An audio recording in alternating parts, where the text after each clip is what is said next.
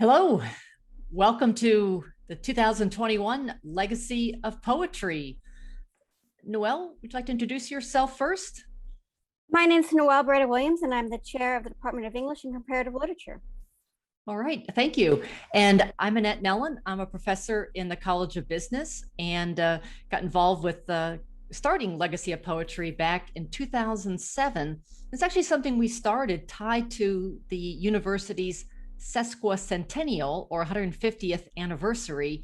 In the late 1990s, I got curious about our university's history because it seemed to be a mystery. Though I know we'd started in 1857, I kind of wondered, why isn't there a day we celebrate in our history? And I just got very involved in it, learning more about our very interesting history, and had also learned along the way that we had quite an interesting legacy of poets. And for our sesquicentennial, the Academic Senate at San Jose State agreed, yeah, let's actually celebrate this every April, and passed a resolution saying that's what we would do.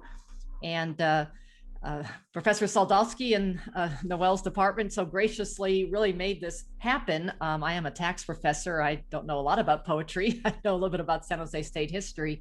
And it's really been a tremendous celebration every year because we are able to recognize this legacy as well as our current enormous group of poets among our employees, students, and alumni. And we have many folks connected with the university in some way who are involved with this legacy of poetry. So it's great to be involved here. And there are a lot of activities going on. Hopefully you saw the URL that lists events happening over the next several days as well. Please go in there and sign up for the events because you need to get the Zoom so you can get in there. And also you can follow our San Jose State Legacy of Poetry Festival on social media. Before we begin, let me mention some of the sponsors of the 2021 San Jose State Legacy of Poetry Festival. Our principal sponsor is the San Jose State Poet and Writers Coalition, in association with the Associated Students of San Jose State University.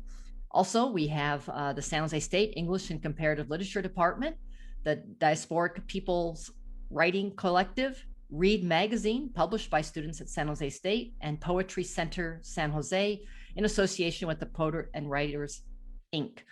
Additional co-sponsors are City Light Books, Copper Canyon Press, Naomi Press, University of Pittsburgh Press, and Poetry Flash, the West Poetry Newsletter. Also, a special thanks to those on Legacy of Poetry Festival Zoom production and marketing teams who really are making this happen, providing invaluable support and assistance behind the scenes.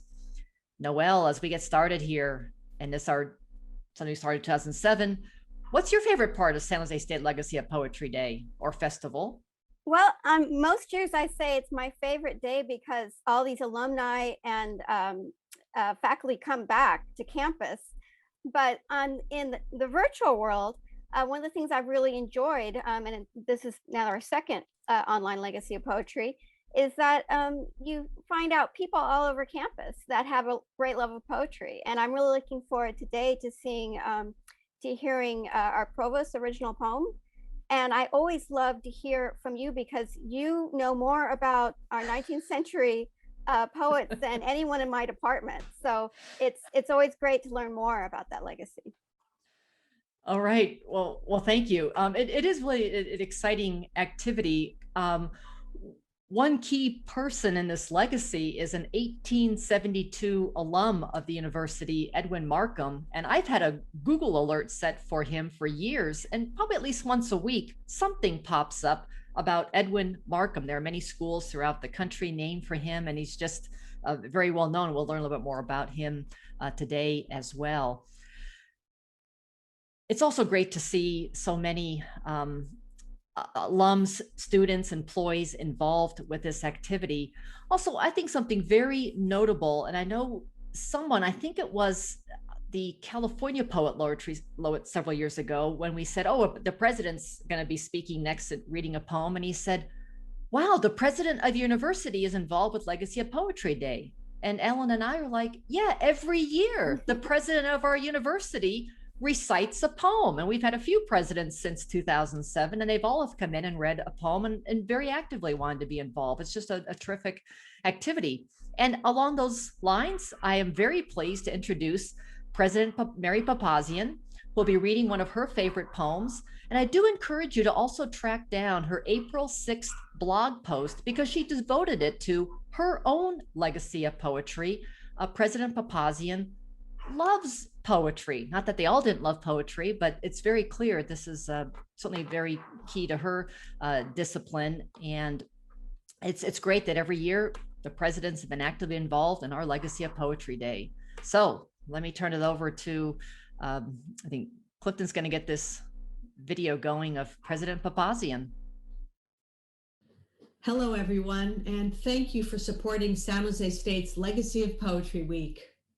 Many of you will know instinctively why I am so supportive of the celebration. My own academic background is focused on the great poets of the late 16th and early 17th century Renaissance era, and my love and appreciation for those poets and their works, and poetry in general, never goes away. So in the spirit of the Legacy of Poetry celebration, I'm delighted to recite one of my favorite poems. It is entitled "A Light Exists in Spring" and was written by the 19th century American poet Emily Dickinson. For me, this poem is a beautiful reminder of the fleeting wonders of our natural world during a time of loss, and a hopeful reminder of the spring ahead of us during a time of uncertainty. A light exists in spring.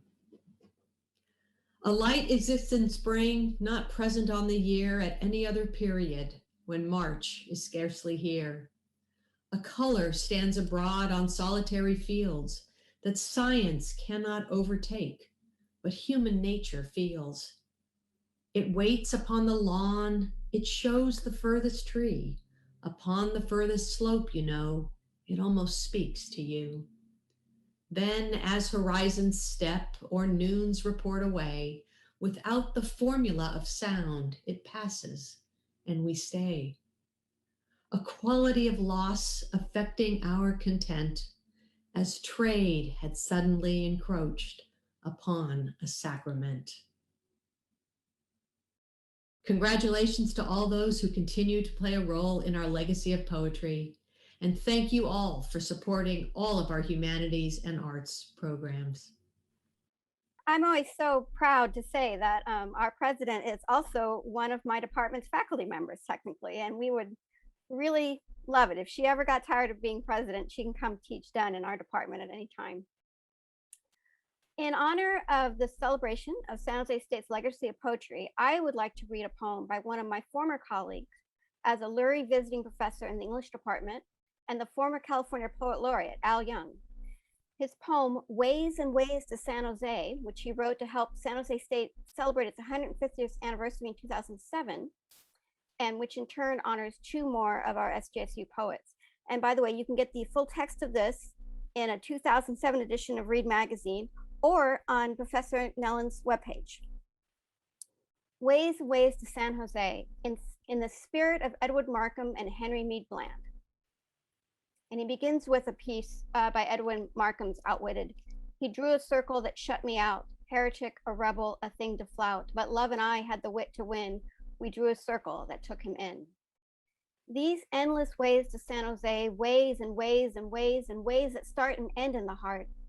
Geometric space-time floors us every time, so fourth and fifth dimensions simply slap us around. Length and width and height we grasp, but mix it up with time and we go blind. Go no further, we say. I need to burn a disc, and yet physicists, mathematicians, Buddhists, nudists, poet, painters, dancers, musicians, they get it. Filmmakers get it, storytellers. Time stretches and bends, life neither ends nor begins at the where or what, nor at winning points we'd like. So what to do? Markham loved the underdog. We jail and kill and cut. So how to link our wind toxic, sky blasted, fear bloated blues and the cannibal gobbledygook look, scent, and taste of our time twisted views to an American populist poetry of the used to be. Sticking to the who, the why, the how long enough to come back to the endangered now. We come back home. We come back breathless. Relativity, you whisper. Relatedness, I think. The man with the hoe. That's all most 10-year-olds need to hear. So what's the big deal? Is this poet for real? Babies reared on scrap irony and bumble and bubble wrap opinions suffer from space-time paralysis, distortion. Emotion time shines and groans on them alone, but they didn't come out of nowhere. Backed all the way from dream time to Eden, they came out of us. To eyeball a video of somebody tilling isn't the same as turning the poison soil, the muscle and grit, your gristle and sweat. To keep your house from falling down, to care where food comes from, where your fruit comes from, where clothes come from, your car, your gin, your medicine, your loving kin, your friendly zen. Exactly how when one great-grandmother's great-grandmother snuggled her babies and fought vigilantes was a particular morning by a particular stream, and the flow and turbulence of timelessness tilts the flight of one bright hummingbird right here. We neither understand nor know enough to care. When Edwin Markham circled in instead of circled out, he split one evil axis with his pen. Love was his ace. The very day at the State Normal School at San Jose that Henry Mead Bland in Spacetime 1899 began to teach the art of reading poems and stories, and later the craft and path to making them, he was handing out love tickets. Without readers, writers write out a lonesome trip.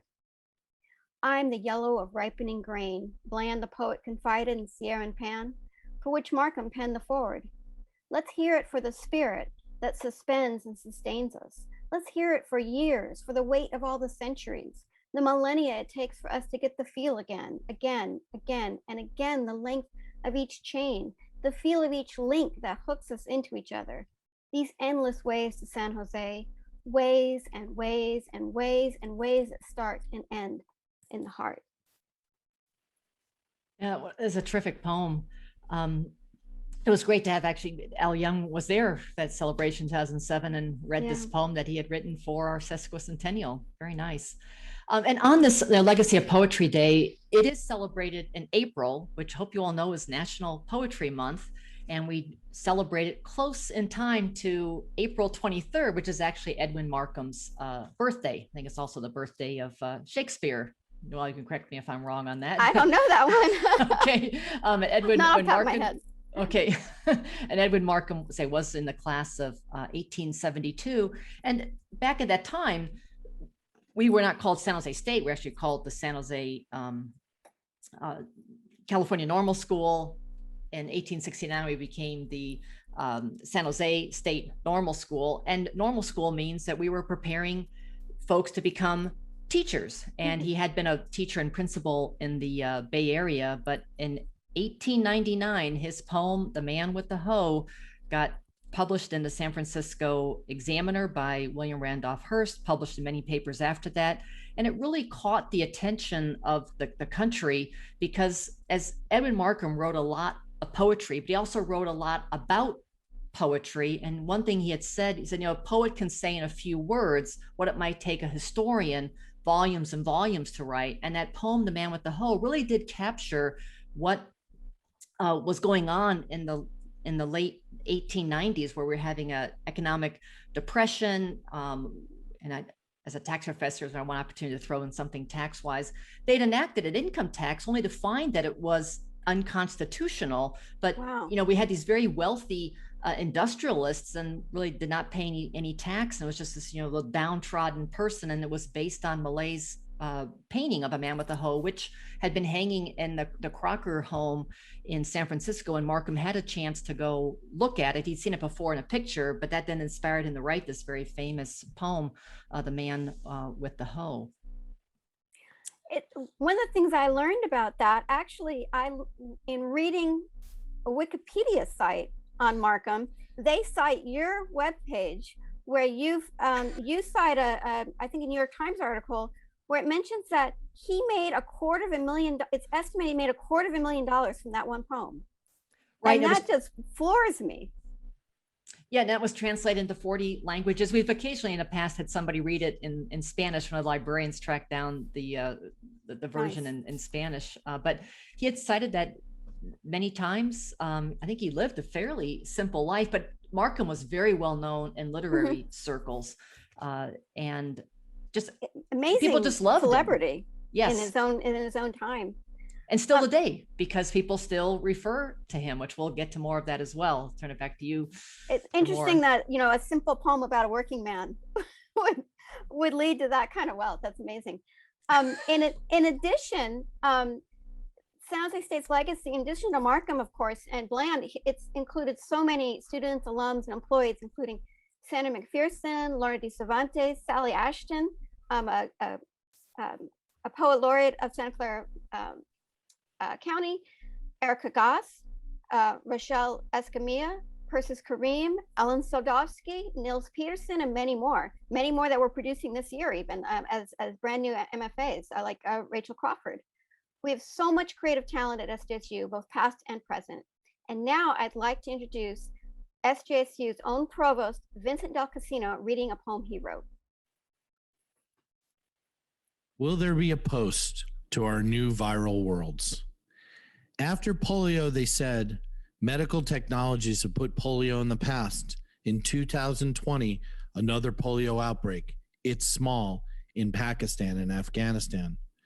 After the vaccine, they say COVID will also be in the past, but not for most of the world, and perhaps not in time for mutations, transgressions, resistances. Every time we think we have conquered the viral world, we are reminded of our past and our future. No matter how much technology we employ, humans are the key. Our modern world refuses to let us sit still. We move, fly, travel, connect places with speed and agility, helping diseases move freely. People refuse masks and other PPE in the name of freedom and individuality, a neoliberal concept, the individual. Where's our sense of society, of collective action, of distant others who we should treat as our brothers and sisters? Viruses don't care about our politics, our socioeconomic differences, our racism, classism, sexism, our heteronormativities, our social realities. But viruses thrive because of our inequities and inequalities. Humans are the key to the viral future. In higher education, we will continue to struggle as we gather new information filtered through different lenses. If there is such a thing as a post-COVID world, what does it look like to attend university? How do we balance online and face-to-face? Short term, we will continue to monitor, respond, adapt, and mitigate. Long term is less clear. How we wish for a crystal ball. Students will demand that we learn from our time in shelter. Programs must meet them more and more where they are and not where we want them to be. The higher ed world will be increasingly mediated. A new vocabulary for managing this world emerges. Density, flexibility, high flex, asynchronous, synchronous, Zoom bombs, glitches, screen freezes. Sheltering with technology has not always proved satisfying, but it has proven helpful and possible if done with care. Opportunity does abound, shifting pedagogies to provide students with more ownership of their learning, moves away from high-stakes exams. With partnerships, collabs, creativity, grades, do we need them? COVID has forced us to speed up conversations that have been smoldering across higher education for some time, responding to the changing world that students may demand of us. Higher education will change, for better or worse.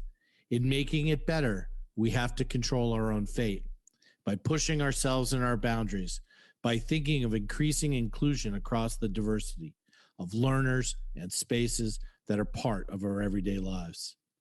It may not be the world we envision for higher education, but it may be the world we have, and our ability to allow ourselves to be shaped by it, even while we are shaping it, will be key. Wow, that was terrific. Well, our Provost Del Casino has set a high standard for his successors, and we'll ask them all to write their own poem. Yeah. Very nice. Now, we use this word legacy to describe our celebration really because of two poets who not only wrote many poems, but they also shared their love of poetry with students at San Jose State in the late 1800s and into early 1900s. They encourage and help students write and publish their poems. They use their vast connections in the literary world to make it possible for students to participate in poetry readings alongside famous poets of the day, including Enoch Coolbrith, Joaquin Miller, and George Sterling.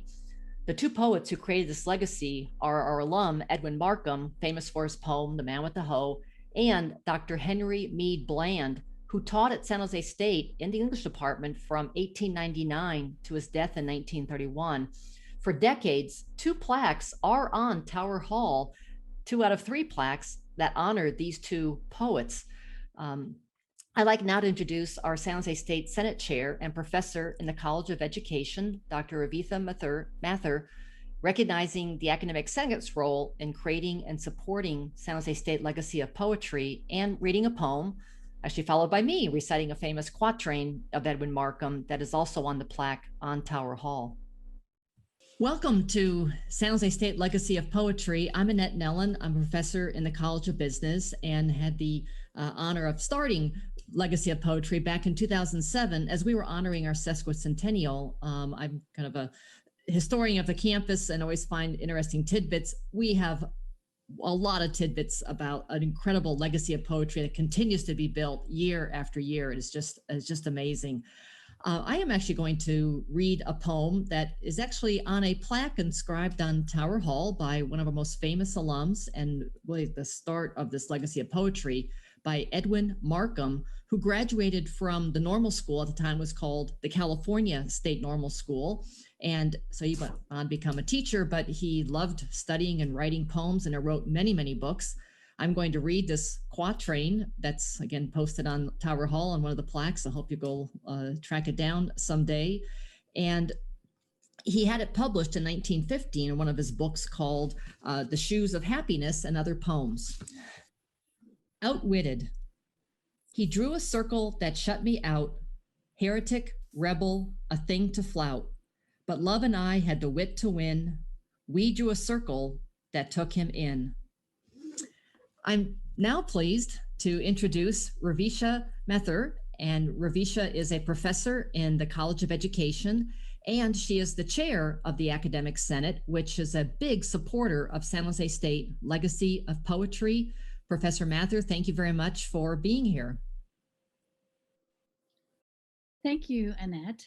The SJSU Academic Senate is proud of the Legacy of Poetry celebration, its history, and the continued traditions that we're creating with this celebration that deepens our roots and contributions to the world of poetry. In 2007, our Senate passed a Sense of the Senate resolution that formally started this Legacy of Poetry celebration by declaring that a day every April will be designated as SJSU Legacy of Poetry Day with appropriate events and activities that recognize and honor the poets of the SJSU community, past and present. Our Senate strongly supports this continued tradition of poetry on our campus dating back to the 19th century, and we recognize that traditions like the Legacy of Poetry are a way to welcome and bond students, faculty, and community members to our campus. Poetry in itself creates a sense of belonging and provides a place for people to connect. Now, there are many people behind the scenes who participate in the planning and carrying out of this celebration. But the Senate and I would like to specifically thank Professor Alan Soldowski for his longstanding commitment to organizing students, alumni, faculty, and nationally renowned poets to make the SJSU Legacy of Poetry celebration a first-class event each year. Thank you, Professor Soldowski, for your dedication to this celebration. This year's Legacy of Poetry Festival theme is Closing the Distance, Sheltering in Technologies. So I'm reading a poem by Clint Smith, who was the 2014 National Poetry Slam Champion and a 2017 recipient of the Jerome J. Shestack Prize from the American Poetry Review. And in 2018, he was named on Forbes 30 Under 30 list, as well as Ebony Magazine's 2017 Power 100 list. This is a poem from Counting Descent, his first full-length collection of poetry. FaceTime. On another night, in a hotel in a room, in a city flanked by all that is unfamiliar, I am able to move my finger along a glass screen once across, once vertical, and in seconds. See your mother smiling in a room that is our own, that is now so far away, but also not so far away at all. And she can place the small screen near her belly, and when I speak, I can see you moving beneath her skin as if you knew that this distance was only temporary. And what a small yet profound joy it is to be somewhere that is not with you, but to still be with you and see your feet dance beneath her rib cage like you knew we'd be both dancing together soon. Thank you. And now on to more poems. All right. Thank you. Another comment, I appreciate the big thanks to Professor Soldovsky. I think this whole event be something that Professor Henry Mead Bland would be very appreciative of. I think it was really also in his spirit. He really went out of his way to help the students to make sure they were meeting the poets of the day.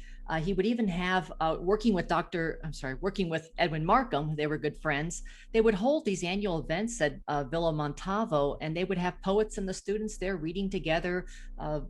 Bland sent students out to interview famous poets and all of that. And tremendous work from the now Department of English and Comparative Literature, because remember, we started all this legacy back when we were normal school, preparing teachers to help students to write poetry and to teach this love of poetry to their K-12 students, and to the College of Humanities and the Arts. And I'm very pleased to next introduce Dean Shannon Miller of the College of Humanities and the Arts to recite a poem. Hello, I am Shannon Miller, Dean of the College of Humanities and Arts here at San Jose State University. I want to start by thanking Professor Alan Soldovsky and all of his students for arranging this wonderful Legacy of Poetry virtual event. This Legacy of Poetry event has both a strong history here at San Jose State and reflects our college's commitment to the literary arts. This historical commitment is illustrated by a short list of some of the best known poets who've taught here at San Jose State, including Edwin Markham, Adrienne Rich, Virginia de Harajo, Robert Haas, as well as many distinguished current faculty and a growing list of exceptional alumni. The college also supports the Center for Literary Arts and our own MFA program, both of which keep the power and passion of poetry alive. This time has reminded all of us of the power of the arts to inspire and soothe, as well as to educate in the worst of times. I have selected Robert Haas's The Apple Trees at Olema to read today because of its focus on introspection and the interaction with nature that has marked many of our times in quarantine over this last year. They are walking in the woods along the coast, and in a grassy meadow, wasting, they come upon two old neglected apple trees. Moss thickened every bough, and the wood of the limbs looked rotten, but the trees were wild with blossom, and a green fire of small new leaves flickered even on the deadest branches. Blue eyes, poppies, a scattering of lupin flecked the meadow, and an intricate leopard-spotted leaf green flower whose name they didn't know. Trout lily, he said. She said, adder's tongue. She is shaken by the raw, white, backlit flaring of the apple blossoms. His exultant, as if something he felt were verified, and looks to her to mirror his response. If it is afternoon, a thin moon of my own dismay fades like a scar in the sky to the east of them. He could be knocking wildly at a closed door in a dream. She thinks, meanwhile, that moss resembles seaweed drying lightly on a dock. Torn flesh. It was the repetitive torn flesh of appetite and the cold white blossoms that had startled her.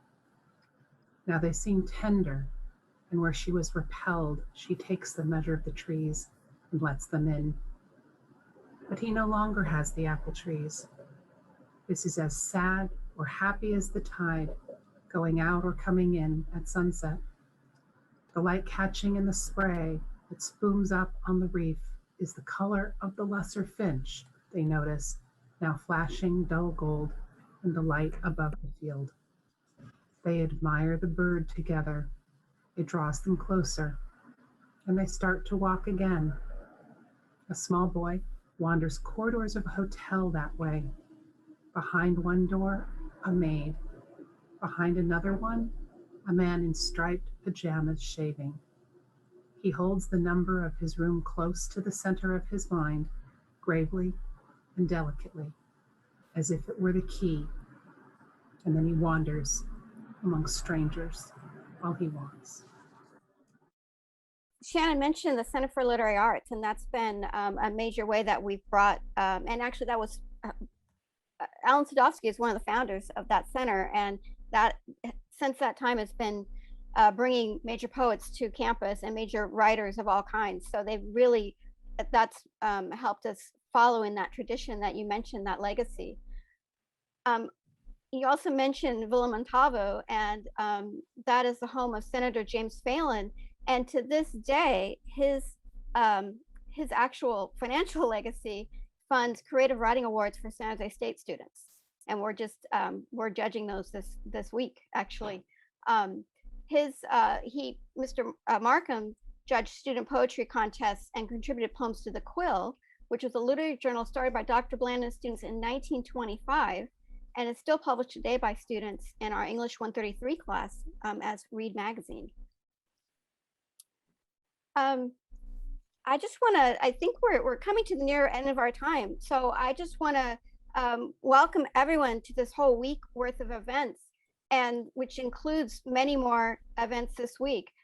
There is, the festival will include a series of events that can be found. We should put this up on, oh great, it's already in the chat, where you can find out all the events that are coming. Is there any other words that you'd like to share with us to thank all these people for coming? This has been a great opening. It's always nice to see our campus president, provost, and deans honoring this great event here. A couple comments. One thing that was interesting, I mentioned earlier. Hey, Markham, I have this Google search, Google alert on him, and I see these things. But one that actually came up very recently in the April 2nd, 2021 Washington Post crossword puzzle. One of the questions was where the man with the hoe carried the world in an Edwin Markham poem. And the answer was all one word, on his back. So yes, he is certainly well known. That it was presumed the Washington Post knew that, yes, people would know who Edwin Markham was and his very famous poem.